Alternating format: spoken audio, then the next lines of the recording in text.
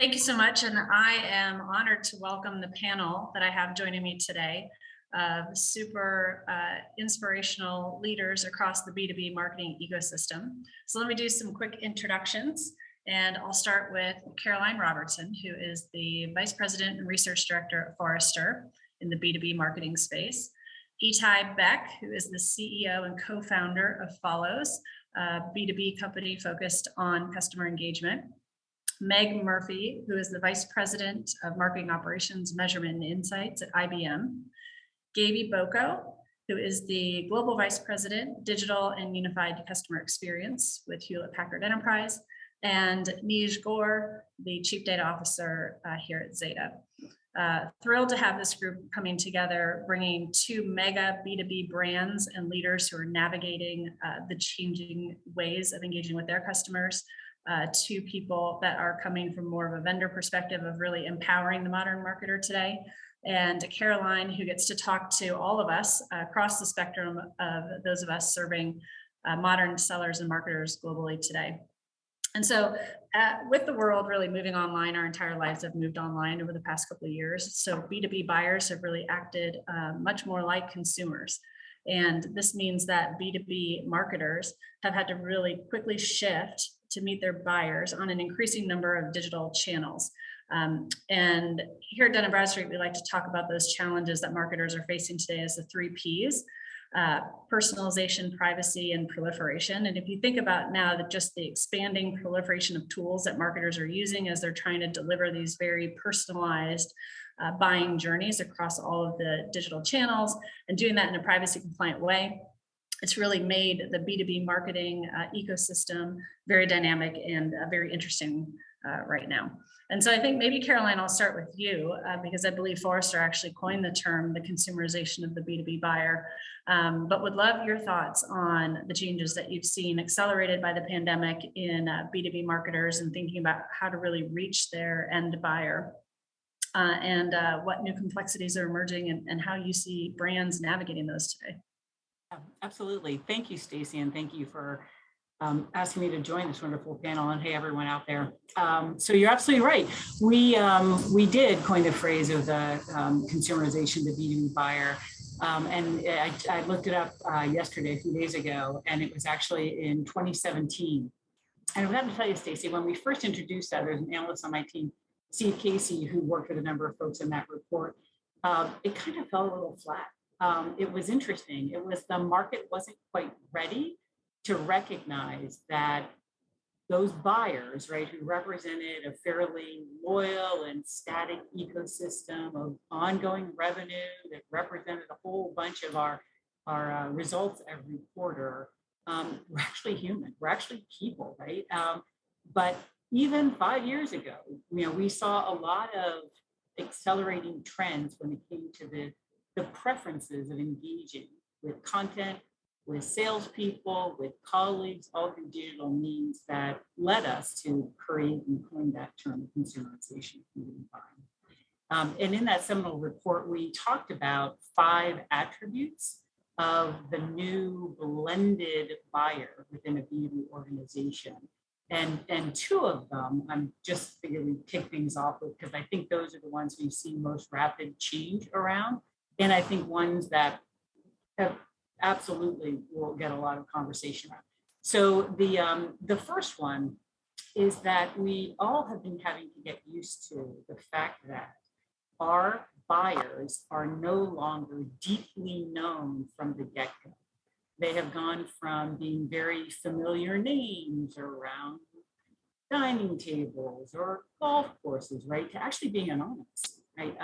We've seen less and lower, we've seen gated content fall out of favor, right? And so one of the big challenges has been to be able to reach out, embrace, and start to learn about an anonymous set of buyers and give many opportunities for them to declare their interests, declare themselves. And that has only gotten more complex and more urgent through the pandemic, right? Things that we relied on to complement our digital knowledge, things like events, things like our usually extensive sales team, all of a sudden were disrupted. We just couldn't rely on them for the kinds of intuition, that kind of human factor, that whether you saw someone in an event or got some feedback from a salesperson, you would be able to round out those buyers as a human. You can't do that anymore. So that's one thing that has really accelerated the need for an excellent source of well-coordinated data that will tell us about our buyers from their first interest all the way through the purchase.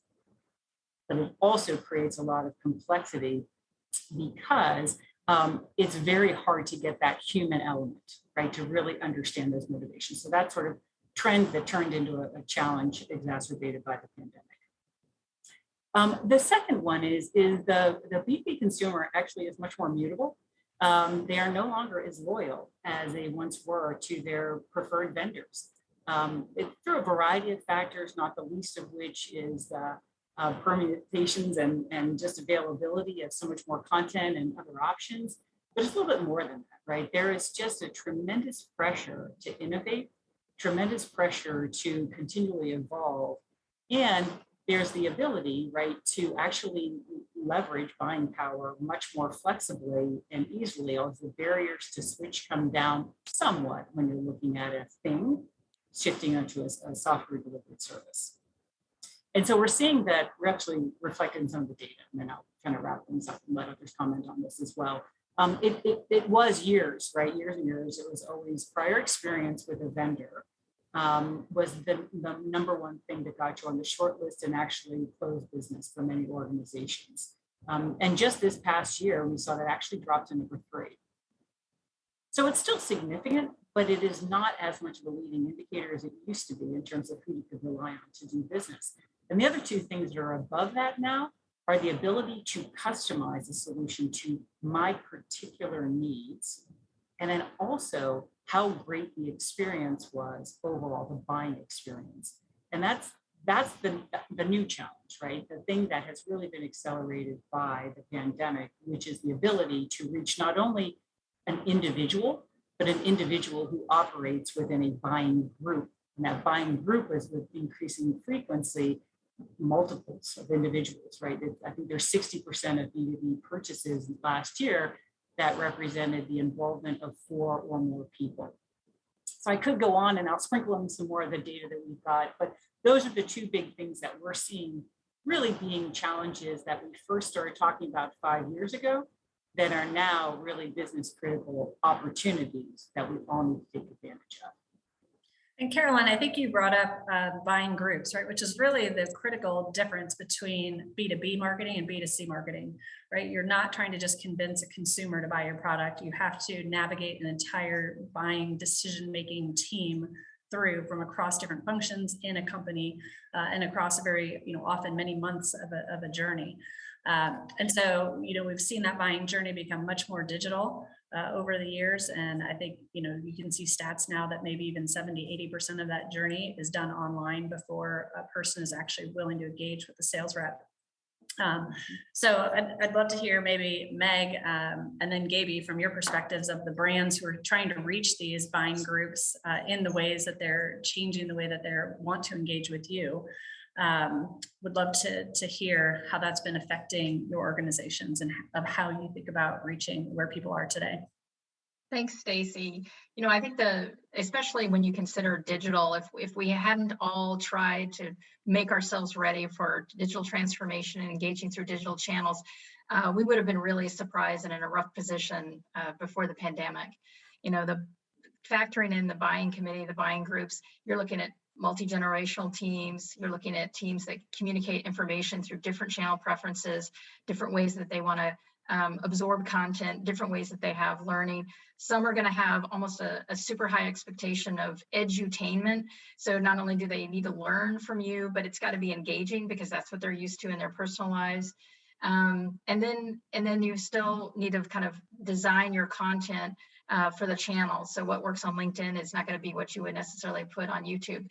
So while it adds to complexity, when you factor in personalization and buyer intent data and the proliferation of channels that are available to us, there's tons of opportunities. It's also factoring the data of what's working for your brand and making smart choices. I totally agree with you, Meg. I think that especially now, the investments that we were making in architecture and data are absolutely critical, but they're also paying dividends and maybe not, tweaking. We need to tweak them just a little bit more for the scale that we're actually seeing come through the digital channel. And let me be explicit here. People don't want to engage in a business environment any differently than they want to engage in their personal life. They don't want to be bombarded with ads. They don't want to, they want easy couple of clicks. So everything that Meg was saying, everything that Caroline was saying is dependent on having a really strong technology architecture, from a sales and marketing infrastructure to a centralized data set of management. So you can start to manage all of these actions and transactions that they're assuming that they're going to have, and that if they don't have, believe me, they're going to be vocal about it. And that is opportunity as well as scary. And that's the kind of stuff you deal with every single day. Mm-hmm. And I guess, Etai, from your perspective, you are really delivering products that are helping brands like IBM, HP, even Dun & Bradstreet engage with their customers differently.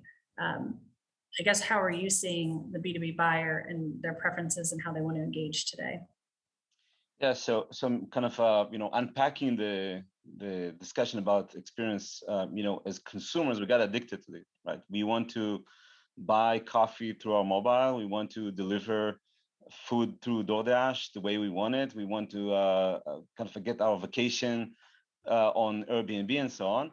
And the same thing we expect at work. It's just very, very complex at work because you have multiple different entities in front of you: marketing, sales, customer success, other teams, and each one of them has its own different set of tools, its own different data set, its own different lingo and terminology and whatnot.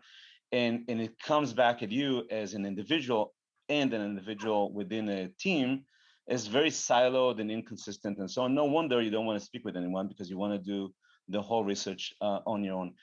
It's pretty complex to be a buyer in the B2B environment. What we have seen large companies, mid to large companies do is take a first very strategic decision, which is to bring marketing to a whole new role, right? It's not anymore about the organization that delivers MQLs, but rather it's the organization that is mastering the entire digital journey end to end, marketing, sales, customer success in an infinite loop. It's a very, very different type of a role.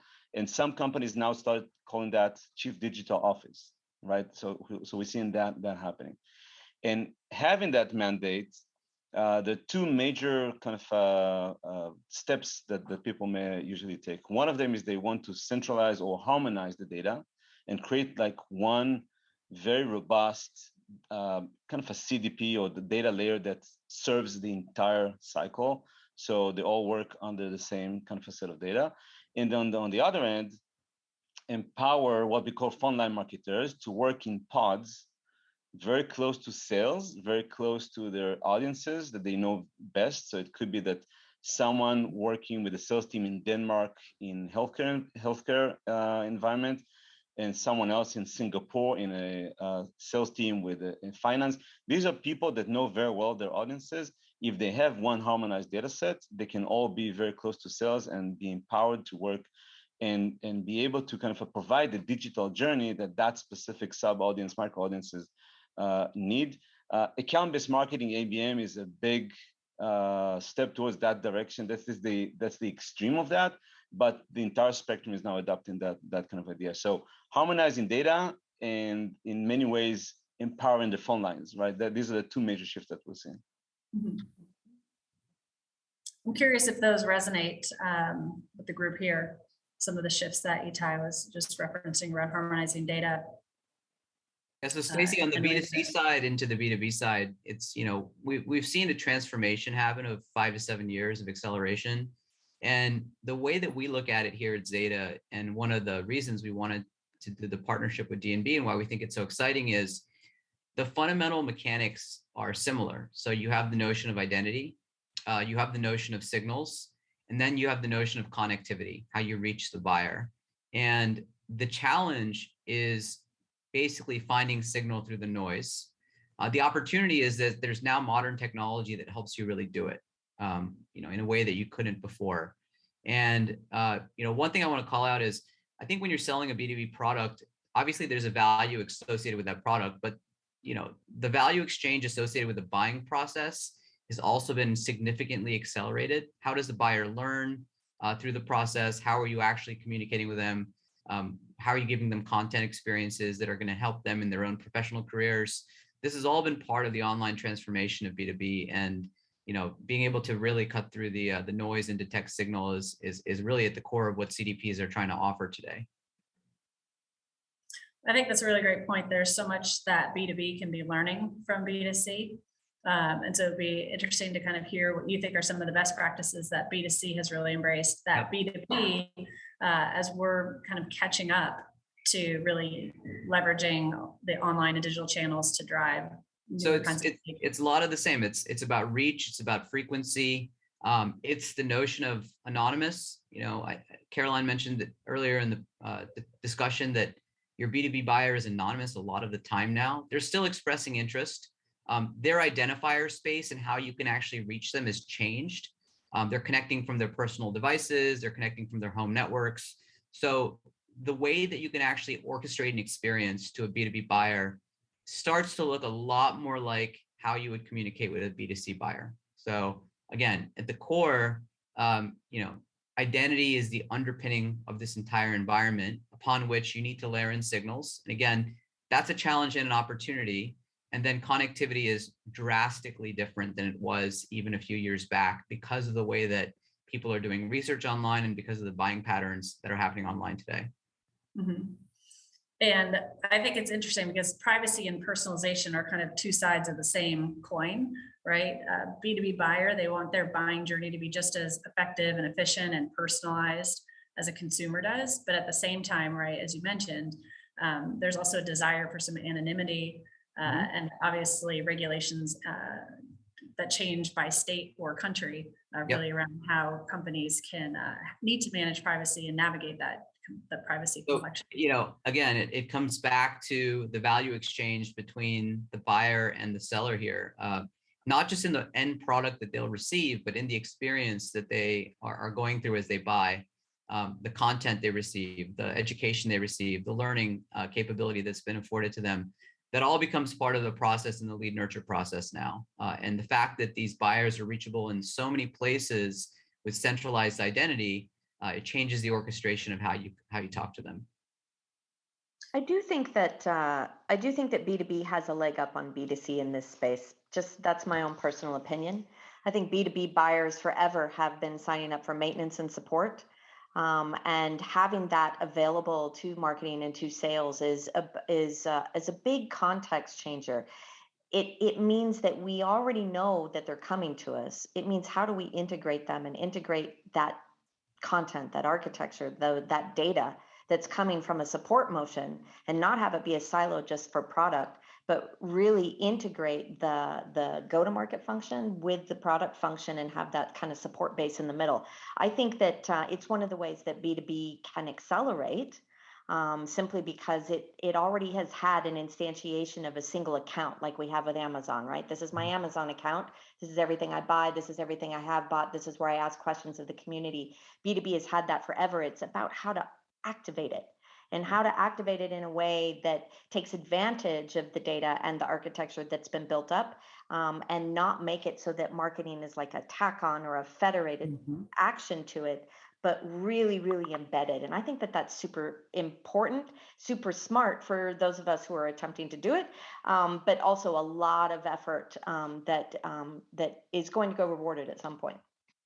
And don't forget customer success as well, right? Yeah. So you speak to a really great point, right? When you think about the entirety of a customer life cycle, yep, there's many handoffs and many different organizations in a B2B company that allows us to do a more effective job. And it also increases the challenges of making sure that you've got, right, that harmonized data that helps every single department who is jointly responsible for the success of that client, and hopefully them coming back to buy from you again. And that takes, and when we're talking about the, the multiple touches and they're increasing, I could bore you some stats on that one, but I won't. because the point I want to make is that we now have the opportunity also to build trust in a different way, right? We know that trust in what's going to be provided, but also what's going to be supported after the sale is an incredibly important element of a B2B buy. It is important in the consumer, but it is business critical in a B2B purchase. And so when we think about digitization of the relationship from the beginning, where we don't even really know where we're working, we've got so many opportunities to help educate, to help inform, right, to help progress the buyer to our solution, or maybe to someone else's, but at least they'll remember us fondly and remember, right, the trust that we helped build over time. And that means a whole lot, and increasing amount in the way that we've been seeing buyers behave.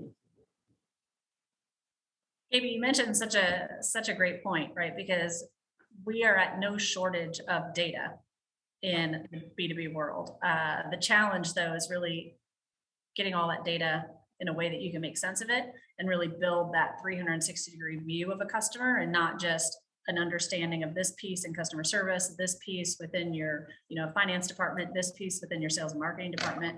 And so it kind of makes me think, Meg, of the new task that you're on at IBM, really trying to own your organization, unlocking those insights for your go-to-market organization at IBM.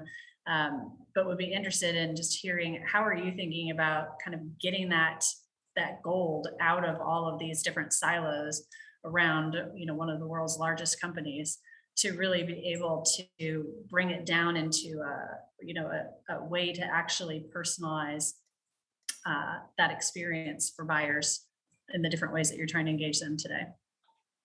Well, I would say it's definitely a work in progress, and it is very accurate to say a lot of us might be navigating silos, and everybody was used to kind of looking at the data for their world, not realizing that multiple parts of any large company might be contacting the same buying group, and that didn't make for the best experience. So one of the things that we've done is we've tried to pull it all together and really marshal all of our assets around a few big bets, and then really do a much better job of looking at what does it mean to be audience centric and buyer first, and then really rally our content, our event, our media strategy based on what the data is telling us, and have a more orchestrated approach. So we are actually kind of pulling things out of like a business unit or a country level activation with the market, and trying to do it more in concert and orchestrate that across marketing.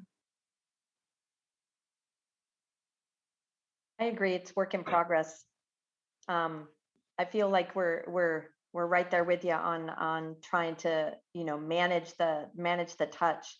I think having a centralized way of looking at your customer is super critical. I also think that there's something that happens when you're thinking about your data and the local privacy concerns, that if you bring, at least what we're trying to do is we're trying to bring that back to reducing the silos. So reducing the way we view them in, let's say, Germany or in the United States, and really look at them from a centralized piece. And we're hoping that that single account or that single view of them starts to allow us that permission, because they're interacting and engaging at a single level versus maybe 6 levels, so that we're relying on the customer to be our guide as to where they want permission, where they want privacy, what they want to see from us. It's getting to that point where we're wanting them to be our guide and allowing that data to talk to each other. That's just like, I'm sure, any other B2B company. That's what we're all going through, right? It's getting rid of the silos of data and silos of information, and making sure that we're cohesive in how we're listening to that customer voice. So Stacy, to kind of add to what Gaby's saying here, when you come from an organization where you might have had marketing teams aligned to a business unit or aligned to a market, and then you move to a structure where you have a set of campaigns, which may translate into a set of email campaigns that are pretty greatly reduced for us, just so that we can better orchestrate the experience. We had a dramatic simplification of our social channels. Personalization and digitization kind of exaggerates the temptation to try to be everywhere. And can't be successful everywhere. You know, your brand, your data will tell you this is where I'm finding the right audience. Just as one data point, you know, I think we've gone from 1,800 social channels to our target is to get to 50. When you get to 50, you can really create meaningful experiences with the communities that are really rallying around those different social channels. So for us, it's been concentration, consolidation, and simplification, while also personalization. So, I mean, that also feels like polar opposites of each other. But that's how we get to meaningful engagement. That's really interesting. And I was actually thinking about, you know, not only the rationalization that you talked about, but how has it really changed the way that some of your teams are operating?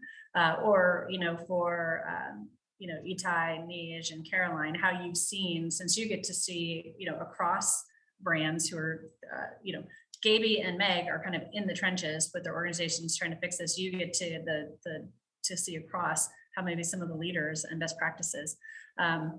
But how does it change the way that you think about metrics? How does it change the way maybe you think about how the teams are organized themselves? Just kind of curious how, you know, we've talked a lot about how it changes how you think about the experience for your customer, but also internally, how is that affecting how you operate? Yeah, if you know, starting with the metrics, the metrics has changed again from MQL to how much do we impact revenue, right?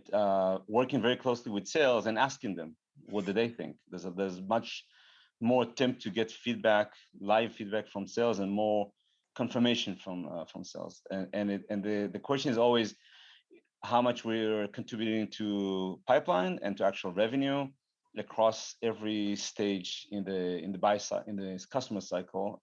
So that's kind of very, very different than ever before. CEOs are expecting marketing to contribute there and not necessarily very interested in how many MQLs you created in what month. Nobody cares. That's one pretty clear change in the KPIs.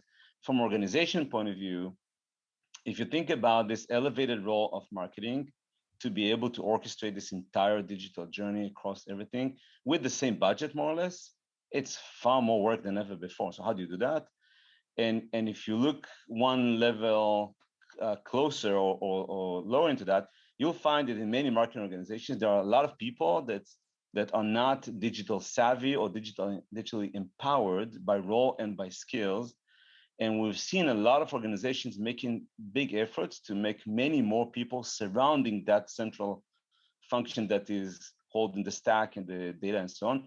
Many more people be able to take advantage of that and use it very close to their customers. So that's a shift that we're starting to see. Yeah, I think that you're right there. I think, you know, the prevailing theme here is that growth is oxygen for these businesses. And yeah. You know, you can have all the MQLs in the world, but if you're not growing the business, you know, you haven't really achieved your goal. And so what I've seen is that a lot of CMOs, you know, they almost have the background of like a chief data officer in many cases. You know, they think that way. And the one thing around measurement is that because much of this happens digitally now, there's been a transformation into that arena. You know, all of those digital touch points are measurable.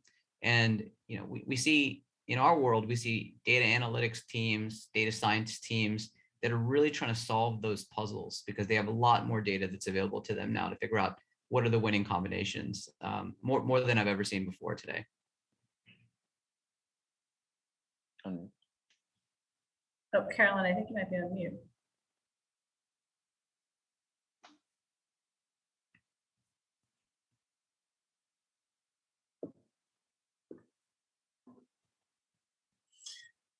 But maybe Meg or Gaby, any internal operational changes that you've experienced as you've pivoted your organizations to manage the technical and data complexity and internally and the changing expectations of your buyer externally? That's quite a lot of forces coming together. Meg, you want to go first? Sure thing. Thanks, Gaby. Well, I can definitely confirm there's a whole generation of marketers that have joined IBM in the last 6 years, brought on to really lead us through digital transformation to deliver better personalized experiences. And what I love about a company like IBM is we really invest in training our people. So whether it's new work of marketing or making the marketer, there's always a whole series of really, I mean, digital skills are so rapidly evolved that even if you think you know something about digital, it's going to change on you. So, continuous learning, we've all got to make a commitment to that. We are all probably in the annual planning season right now. And I've had a couple of meetings even today on how do we measure all of these touch points. Yes, they're all tracked. Yes, you can measure all of them, but knitting that together into a story of how you're driving the business is pretty complicated. And we've debated, marketing sourced or marketing contribution, or, we've looked at how our peer companies, our peer groups are doing it. And I am so optimistic next year because we've taken the step of modernizing our marketing tech stack, and we've taken the step of centralizing more of our company into a CRM system. And then there will still be a fair amount of modeling. So yes, we have our fair share of analysts and data scientists, because it is that age-old truth of science and art. But we're actively looking at how our peers measure, and we've got a proposal. Honestly, it's a proposal at this point because we've got to see how much of this is scalable for us and how much we can deliver on a week-to-week basis, which is what the business is asking us for, is show us your impact week to week. Absolutely. Well, you are right. We are definitely in planning season right now, which is a nice chance as we get towards the end of the year to reflect on the things that worked well this year, the things maybe that didn't work so well, and then how do we actually plan to change tact in going forward. So as all of us are kind of reflecting on what do we need to do more of next year, would love to just hear from each of you maybe some thoughts that you have on advice for focus as marketing teams round into 2022. I'll go. I think that the customer at the center can't just be a statement. Marketing teams actually have to understand what metrics make up what your customer is going to be really interested in, and then that's what you drive to. I think that becomes good integration points for what you want to measure for not just pipe, not just funnel, not just revenue, but really those satisfaction metrics, those use metrics, those things that all those digital signals are giving you so that you can actually acquire more and optimize. So customer at the center can't just be a mantra. It actually has to be a live it and own it kind of statement. So I say that as I just got off a meeting this morning where I said the exact same thing. So you know what I'm focused on. Excellent. Thanks, Gaby. Meg, how about you? I'll build on that because I absolutely agree. And I would say, sometimes marketing will get really focused on the metrics that are really important to us. Stay close to the business, because if the business isn't growing, then marketing's not successful. Share your plan, but do the right thing for marketing in the context of the business goals. Absolutely. Caroline, I know you're in different modes of planning, but maybe as you're having conversations, as people reach out to you during planning season for guidance on what they should be focused on and prioritizing in 22, and I'm curious as to what's bubbled to the top of the list for B2B marketers. Oh, I think we lost your audio. Right, go another round. You're back. Oh, I'm back. Okay, excellent. So there's a high level and then there's a specific. The high level, good follow from what Gary was talking about, is we try to guide all of our clients when they go into planning and prioritization to always keep in mind that the mission, right, is to really help the buyers buy, right? So very much keep the customer at the center of everything that you do in a way that makes sense for them, right? It is not about us.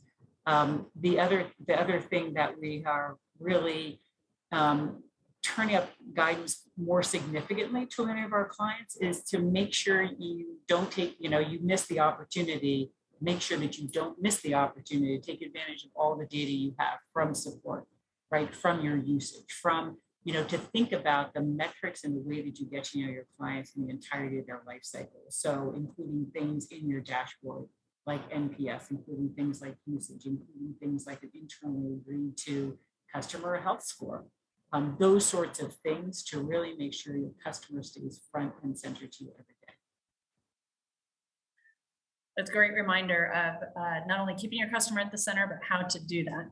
So I really like the thinking about where else are there pictures of your customer around your organization that you can bring in and then really leverage as part of how you're prioritizing your marketing efforts. Neej, you spend your day working with customers around the globe. What guidance would you give them as they round into the new year? So I think it's impossible to future-proof, but I think it's very possible to future protect. And the way you do that, and everyone, marketers are always overworked and there's a million things you have to do. Invest in infrastructure now that's going to help you in this next world, which is a world that orbits around identity, where your marketing applications, your marketing infrastructure, your CDPs, they all need to speak the same language. So if you make the right kind of decisions around those areas today, no matter what comes around the turn, you'll be better set up to accomplish those goals that you have set out for yourselves. That would be mine. Thank you. And Etai, we'll wrap with your words of advice. Yeah.